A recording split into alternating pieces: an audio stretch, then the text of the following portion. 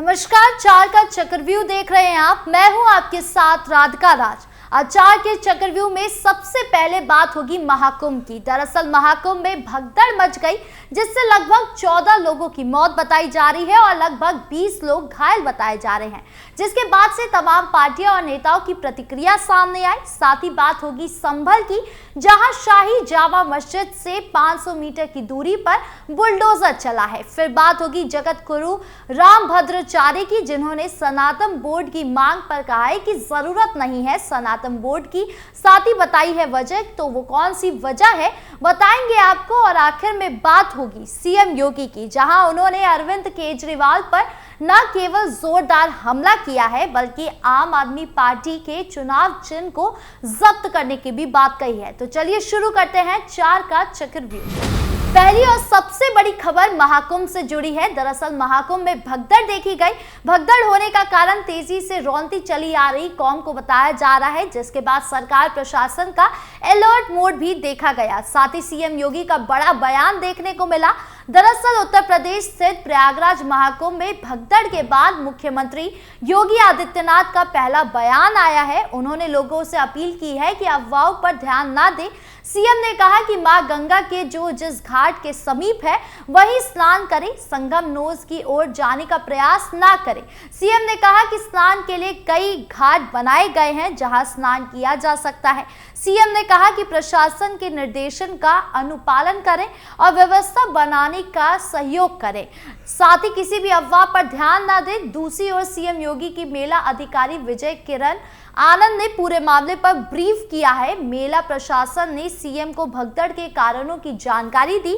DGP Prashant Kumar, प्रमुख सचिव गृह संजय प्रसाद प्रयागराज प्रशासन के लगातार संपर्क में है। सीएम योगी के साथ ही धर्म गुरुओं ने भी श्रद्धालुओं से अपील की। स्वामी रामभद्राचार्य ने महाकुंभ में आने वाले श्रद्धालुओं से अपील की कि वो सभी संगम में स्नान का आग्रह छोड़ दें और निकटतम घाट पर स्नान करें।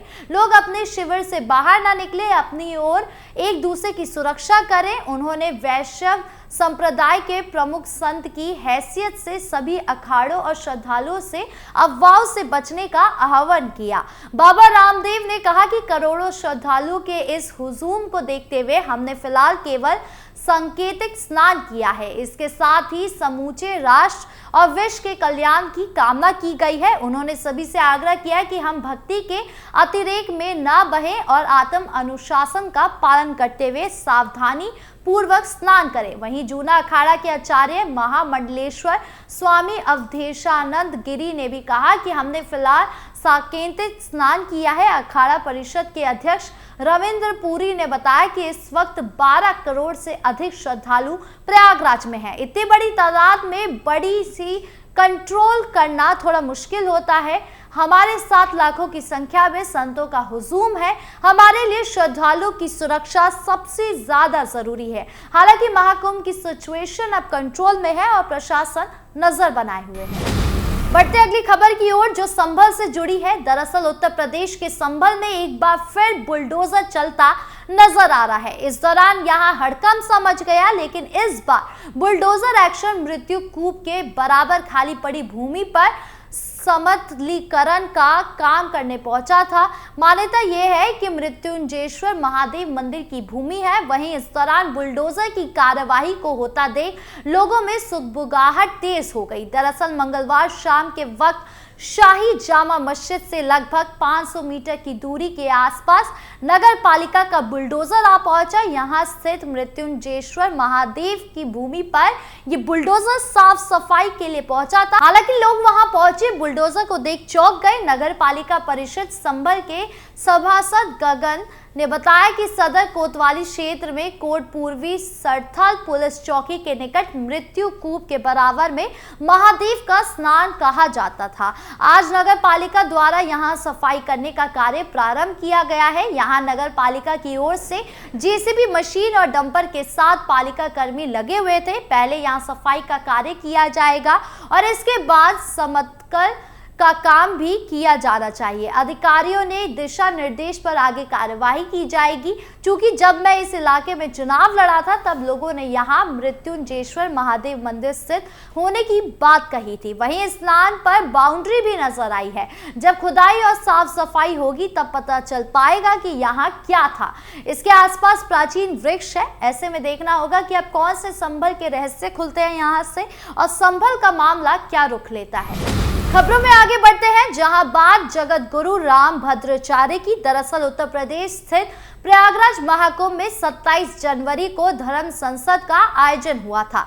इस धर्म संसद में संतों, महंतों और धर्माचार्यों की प्रमुख मांग की थी कि वक्फ बोर्ड की तरह ही सनातन बोर्ड का गठन किया जाए। कथावाचक देवकीनंदन ठाकुर की अगुवाई में संपन्न हुए इस आयोजन में सभी ने बोर्ड की मांग पर जोर दिया और एक प्रारूप पर भी सहमति जताई। अब जगत गुरु रामभद्राचार्य ने इस मांग को सिरे से खारिज कर दिया है। उन्होंने इसके पीछे की वजह भी बताई है। मीडिया से बातचीत में जगत गुरु रामभद्राचार्य ने कहा कि सनातन बोर्ड की जरूरत नहीं है। उन्होंने कहा कि सनातन बोर्ड को अनादिकाल से काम कर रहा है। रामभद्राचार्य ने कहा कि महाकुंभ का पर्व 144 वर्ष के बाद ऐसे योग में लगा है। इसमें सभी हिंदू आए, अमृत स्नान करें और सबके मन में सात्विकता को और हमसे अमृतत्व आए। रामभद्राचार्य ने हिंदुओं के जगाने की भी बात कही, दोहराई है।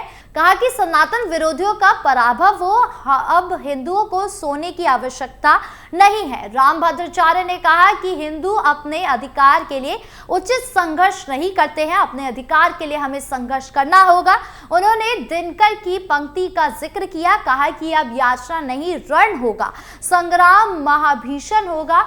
उन्होंने स्पष्ट किया कि ये रण विधर्मियों के खिलाफ होगा। उन्होंने भारत विरोधी, राष्ट्र विरोधी, हिंदू विरोधी और सनातन विरोधियों को विधर्मी बताया है। ऐसे में देखना होगा कि जगत गुरु रामभद्राचार्य के बयान से लोग सहमत होते भी हैं या नहीं।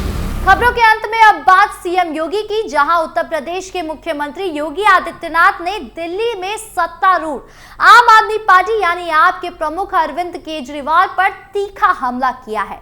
उन्होंने कहा कि राष्ट्रीय राजधानी को अव्यवस्था की ओर धकेलने के लिए पार्टी का चुनाव चिन्ह झाड़ू जब्त कर लिया जाना चाहिए। योगी आदित्यनाथ ने मंगोलपुरी, विकासपुरी और राजेंद्र नगर में भाजपा उम्मीदवारों के समर्थन में जनसभाओं को संबोधित करते हुए आप पर दिल्ली के लोगों को पानी के लिए तरसाने का आरोप लगाया और कहा कि उन्हें कभी कभी लगता है कि क्या पार्टी में औरंगजेब की आत्मा आ गई है। भाजपा के तेज तरार नेता ने आप पर दिल्ली में बांग्लादेशी और रोहिंग्या घुसपैठियों को पनाह देने का भी आरोप लगाया है। उन्होंने कहा है कि उत्तर प्रदेश की भाजपा सरकार ने 3 करोड़ घरों का पाइपलाइन से जलापूर्ति से जोड़ा, लेकिन टैंकर माफिया को संरक्षण देकर आपने दिल्ली के लोगों को बूंद बूंद के लिए तरसने पर मजबूर कर दिया।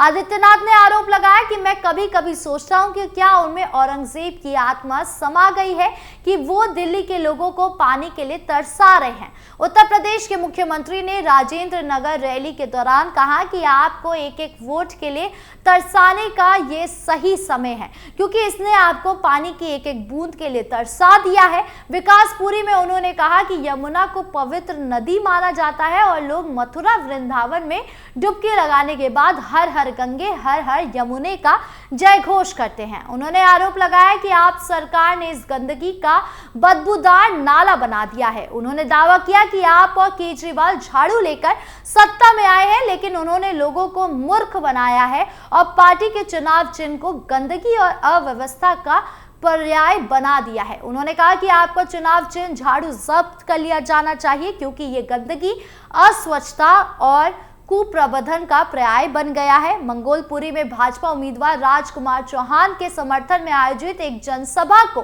संबोधित करते हुए योगी ने दिल्ली में यमुना की स्थिति को लेकर भी आप प्रमुख अरविंद केजरीवाल की आलोचना की। आदित्यनाथ ने महाकुंभ के दौरान प्रयागराज में संगम में हाल में डुबकी लगाए जाने का जिक्र करते हुए कहा, यदि आपने नैतिक साहस होता तो आप यानी आप सरकार के मंत्रियों के साथ यमुना में डुबकी लगाते। अब अरविंद केजरीवाल दिल्ली की यमुना में डुबकी लगाते हैं या नहीं, ये देखने वाली बात होगी। 4 के चक्रव्यूह में आज की खबरों का सिलसिला यहीं खत्म करते हैं। कल फिर मिलेंगे आपसे नई खबरों के साथ। वीडियो अच्छी लगी हो तो लाइक शेयर करें, चैनल को सब्सक्राइब करना ना भूलें और देश की तमाम बड़ी खबरों से जुड़े रहने के लिए देखिए कैपिटल टीवी उत्तर प्रदेश। नमस्कार।